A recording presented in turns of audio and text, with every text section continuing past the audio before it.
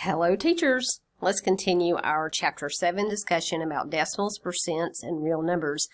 And in 7-2, we're going to talk about operations on decimals. So in 7-1, we define decimals. Now we're going to talk about addition, subtraction, multiplication, and division. Students will be able to understand and explain how concrete models, drawings, and strategies can be used to develop efficient algorithms for decimal operations. Scientific notation for decimals, that might be something you need some refresher on, and strategies for decimal mental computations and estimations. So let's look at a model. You remember our blocks, our base 10 blocks, and we had the cube, which represented the thousands place. Now we're redefining these for decimals. For this particular problem, and we redefine them as we need them. For this particular problem, if you'll notice at the top, we're adding together, not 2.16, right? How do we read that? It's 2 and 1600ths. So notice to the right, to represent the unit, or the ones place, we're going to use a flat. And so in this upper picture here, to represent the 2 that I'm highlighting, there's 2 flats, okay? And then the tenths place, we have a 1, and a long represents the tenths place, so this is considered to be 1/10. And then the 6 in the hundredths place, we're going to use units to now be hundredths. And I need 6 of those in my image. Okay, and now we're going to do the same thing, and we're going to add 1 and 7300ths. So I have my 1 flat here, my 7 longs that are just all stuck together here to represent my 7/10ths, and then 3 units, which is really 3 hundredths. And when we add those together with the flats, we have, see at the bottom, we have 3 flats. What could I use? Pink. There we go. We have 3 flats, and if you count your longs, you have 8 longs, which is 8/10ths, and if you count your units, 3 plus 6 is 9 hundredths, and that gives us the final result, 3 and 89 hundredths. So this is a great way to model to your students decimal addition. Now there's another way we can handle this as well. We can change the problem to fractions. We know how to work with fractions thoroughly. We are good at working with fractions. Notice the problem. It is the same problem, isn't it? Yes. I just wanted to be sure. Yes. 2 and 1600ths plus 1 and 7300ths. Notice what we did. There's our 2, our whole unit 2, okay, plus 1/10 plus 6 hundredths. We're going to add that to 1, 7/10ths, and 3 hundredths. Now what we can do is combine together like fractions. And we've got the units, or the ones place, the 2 and the 1, we'll group those together. Okay, I'm going to use my pink here. The 2 and the 1 we're going to group together. And then the tenths place, we're going to group 1/10 with 7/10ths. And then the hundredths place, we're going to group 6 over 100 with 3 over 100. Can I just write those in any order I want? Can I do that? Sure I can, right? The commutative property of multiplication allows us to do that, right? So here we go. Let's use the commutative property of multiplication. And the things that I highlighted are now grouped together. And of course we know 2 plus 1 is 3. 1/10 plus 7/10, we already have a common denominator, is 8/10ths, and 6 hundredths plus 3 hundredths is 9 hundredths. So this is a fantastic way to model decimal addition to your students as well, and also practice fractions. And of course simplified, that's 3 and 89 hundredths. Now is that really 89 hundredths? You know, it's 8/10ths and 9 hundredths. How could we show that that's 89 hundredths? Well, how about we multiply this by 10 over 10? So we have a common denominator. That's 80 hundredths plus 9 hundredths, which is 89 hundredths. That's exactly what we have here, 3 and 89 hundredths. What about multiplying decimals? Do you remember how to multiply decimals? And I don't mean pick up your calculator and multiply. It says if there are n digits to the right of the decimal point in one number, and there are m digits to the right of the decimal point in the second number, multiply the two numbers ignoring the decimals, and then place the decimal point so that there are m plus n digits to the right of the decimal point in the product. You remember doing that? So I'm going to make up an example. I'm not even going to multiply it. Let's just say we have the number 4. Get that pen working. We have 4 and 123 thousandths. And we're going to multiply that by 5 and 12 hundredths. Notice how I line this up. You do not bother lining up the decimals like you would for addition. Remember, that's the trick, even though we haven't done addition that way. I know you know the drill. You line up place value. Well, when you multiply, you don't line up place value. We didn't do it with whole numbers, or did we? Yeah, we did, right? We did it with whole numbers, but you do not line up place value when you multiply decimals. You multiply as you would, and then you count how many places past the decimal. So clearly we are 3 places past the decimal here. And then in the second one, we are 2 places past the decimal there. Remember what we're supposed to do? We're supposed to add those together. So we are going to be 5 decimal places over. Now, why is that true? Why do you think that is allowed to do? What about multiplying decimal places would make you just add that many places over? Hold that thought, okay? Remember, if something doesn't make sense, we need to find out a reason why this is true. You should be doing this on your own. I shouldn't have to tell you. You should always be asking why. And if you don't understand why, hey, hit me up. Hit up Google. Hit up Khan Academy. Hit up anything you can do to figure this out. But the best way to do it is figure it out on your own. Now let's talk about it. So we're supposed to multiply 6.2 times 1.34. Now, I'm being lazy, right? That's 6 2/10 times 1 43 hundredths. How would you like to lay that out? I'm going to do it by hand first, and then I'm going to show you the typed up version because I think we really need to do this by hand. You might not want to watch me. You might just want to pause it and fast forward. So I'm going to put the 1 43 tenths on top and the 6.2 or 6 2/10 in the bottom. Is that okay? Can I multiply in any order that I want? Absolutely I can. The commutative property of multiplication tells me I'm allowed to do that. Now, why did I do it this way? Because it's easier to have more digits in the top. So here we go. Multiplication. 2 times 3 is 6. 2 times 4 is 8. 2 times 1 is 2. Then we move over to the next row. All right. Now, what do I do now? Well, I'm really multiplying. If I ignore my decimal places, remember, that's what I'm really doing right now. I'm ignoring my decimal places. I'm saying 60 times 3 is 180. But instead of doing that, what we do is say 6 times 3 is 18, but I scoot over. And if you would like to put a 0 there to scoot over, or if you would like to leave it blank and just scoot over, remember, that's allowed. So 6 times 3 is 18, carry the 1. 6 times 4 is 24, plus 1 more is 25. Again, I bring down the 1, carry the 2. 6 times 1 is 6, plus 2 more is 8. You know the drill. Now we add down. 6 plus 0 is 6. 8 plus 8 is 16. Carry the 1. And remember, we're regrouping. I'm so old school. I still say carry, but really we're regrouping that 1. So 1 plus 2 is 3, plus 5 is 8. And then this 8 comes down. Now here's the trick. Notice the 4-3 is 2 places past the decimal, and the 2 is 1 place past the decimal. So I count 1, 2, 3 over, and this is supposed to be my result. So 8 and 866 thousandths. But again, we've got that outstanding question, right? Why in the world are we allowed to do that? Well, let me show you why we're allowed to do that.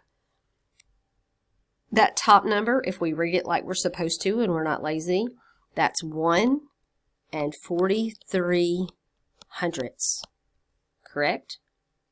All right, and we're multiplying that by 6 2/10, right?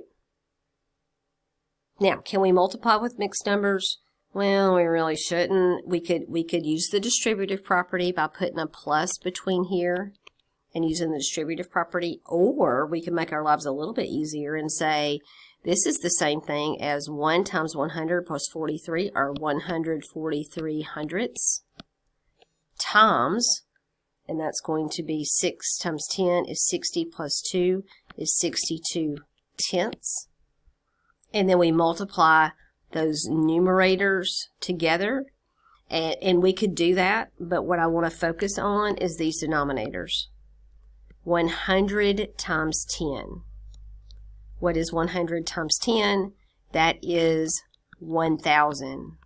Okay, so that is the thousandths place. Now, let's think about what's going on. Remember, this is, again, 2 places behind the decimal, 1 place behind the decimal. Down here, I've got 2 zeros times 1 0. When you multiply like that, you add the zeros together. So that is why I knew this was in the thousandths place. We just count over because these are zeros that we're multiplying together in denominators. And that's why we get to just scooch over that many places. We take that for granted, but really it's just we're multiplying fractions with a denominator with a base 10 number, and then we add those zeros together. Moreover, remember this is 10 to the second, this is 10 to the first. When I multiply those 10s together, I add those exponents together to get 10 to the third. That's the 3 places that we moved over. All right, let's look at their version of this and make sure we did get the right answer. We did, right? 8 and 866 thousandths. Now, once you pause it, multiply the next one out. Just make sure you're doing that correctly. Now, to make you suffer through my multiplication, I'm just going to show you the typed up version of this. But what I do want you to realize, again, is how many places past the decimal. Notice this is 2 places past the decimal. This is 3 places past the decimal. You add those together, so 5 places past the decimal is how many we're going to scooch over, right? And there's your result right there. Notice it scooched over 1. Don't count where you are. 1, 2, 3, 4, 5 places past the decimal. So the answer to this is not 0.00026. Don't ever allow yourself to do that. I keep doing it, but it's not allowed. That's 26. And remember, you can count. This is tenths, hundredths, thousandths, 10 thousandths, 100 thousandths. So if I were to write the word name for this, you could write 0 and, or you could just write 2600 thousandths. The dash is required for that to make any sense. Also, I should have wrote 26. Also has a dash. 2600 thousandths. Now this problem, you could do the standard multiplication, or you could recognize that you're multiplying 3.6 times a base 10 number. Remember the rule? You can move that decimal place 3 places to the right when you multiply by 1,000. So that's going to be 3. That's 1 place to the right already, and then 2 more places. So that's 3,600. But there is absolutely nothing wrong with doing this. And if you're not certain if that rule that I showed you is correct, then do it this way and convince yourself. And here's the typed up result, assuming they did the multiplication. Really, they did it the way that I showed you. It looks like there's no scratch work here whatsoever. Hey, let's talk about scientific notation. It's a good time to do it.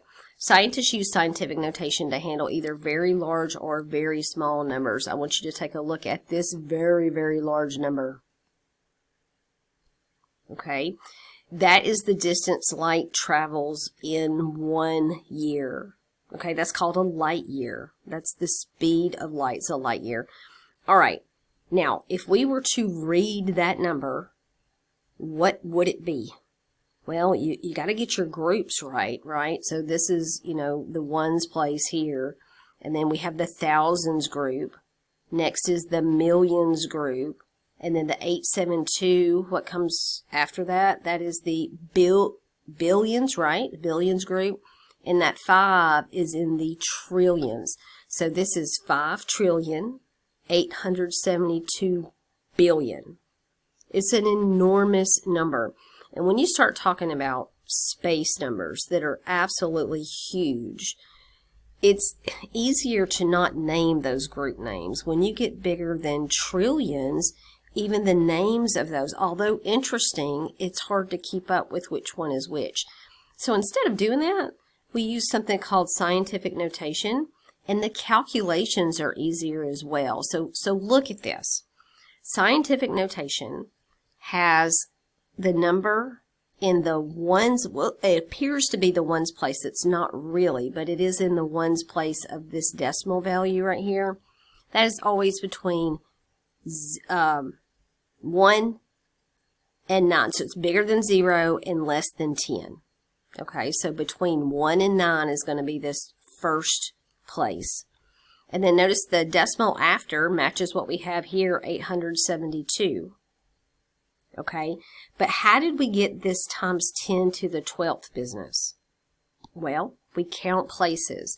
So right now, with that 5 billion number, the decimal is at the end. It's not raised up like I wrote it there. I just put it there because it gets lost kind of down here at the bottom. Oh, let me move it. It looks just weird. Okay, down here at the bottom. Now, let's start moving that decimal over to where it's located here. So if I count, that's 1, 2, 3, 4, 5, 6, 7, 8, 9, 10, 11, 12. That's 12 units to the left, which gives us times 10 to the 12th. If you multiplied 5.872, which is really 5 and 872 thousandths, times 10 to the 12th power, you would get that 5 trillion number that we have right there. Okay? That's how scientific notation works. Okay, I've got another one. I know you see it. All right, so this number is a very small number that happens to be the atomic mass of an electron. And notice how it is expressed. Again, check out the ones place. That is between a 1 and a 9, always in scientific notation. So you're not going to have 10 and 32 hundredths or something like that. Always between a 1 and a 9. And then we move the decimal over to denote the remaining decimal. So don't count where you are. Count that's 1, 2, 3, 4. Okay? So that makes the units place between 1 and 9. And then notice we have the 4,875. That's 4,875 ten thousandths. And what's up with the 10 to the negative 4? Well, small numbers have negative exponents. Big numbers have positive exponents. If you move the decimal, okay, to the right, because you're dealing with a really small number, you're going to have a negative exponent with your base 10. Again, if you move the decimal to the left because you have an enormous number and you're trying to make it read smaller, then you're going to have a positive base 10 exponent. So here's the definition for scientific notation, although we've thoroughly talked about it. In scientific notation, a positive number is written as the product of a number greater than or equal to 1 and less than 10, right? Between 1 and 9. Okay, and an integer power of 10. So your power of 10 could be positive for big numbers or negative for small numbers. Now what we haven't addressed yet is to write a negative number. Now that doesn't mean a small number, that just means we're talking about a negative number. That's separate than a very small decimal. That's not what I'm referring to. Anytime you have a negative number in scientific notation, you treat the number as a positive number and just adjoin a negative sign. So for instance, if I wanted to write the number negative, and let me write the number down first. That number, for instance, That's a really large number if you ignore the negative. It's a really small number because it's negative, but let's not get there. You put the negative out front, and now let's write the scientific notation for that number. Okay, so the rule is the decimal is sitting right here. I want to move it to right there. So that's going to be 1,23405 times 10 to the, how many places did I move that decimal? Well, don't count where you are, right? That's 0, 1, 2, 3, 4, 5, 6, 7, 8, 9, 10, 11. So that's times 10 to the positive 11. Why positive 11? Because that was ignoring the negative. That is a huge number. And the negative we just throw in the front.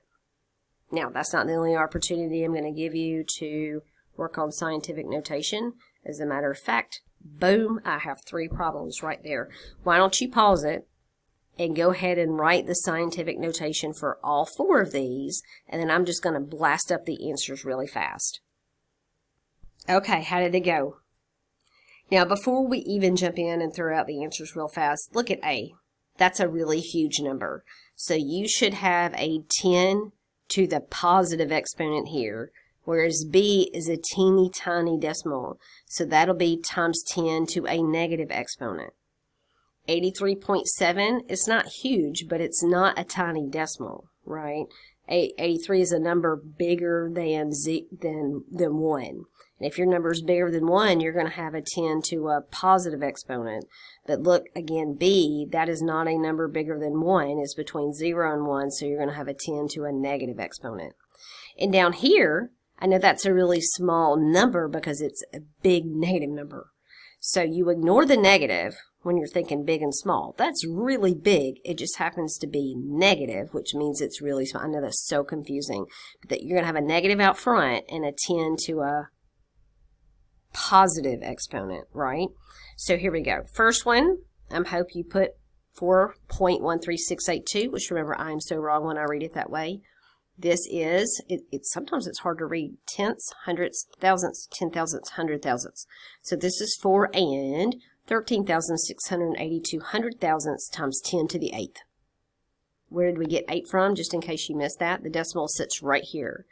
I must move it over 1, 2, 3, 4, 5, 6, 7, 8 places. It has to be after the first non-zero digit. On the other hand, I'm moving this next one right there. But since this is a teeny tiny number and I'm moving my decimal to the right, that's going to be times 10 to a negative exponent, which happens to be negative 5. So if you got 2 and 31 hundredths times 10 to the negative 5, fabulous. Okay, next problem. I'm just moving that decimal just one spot over that way.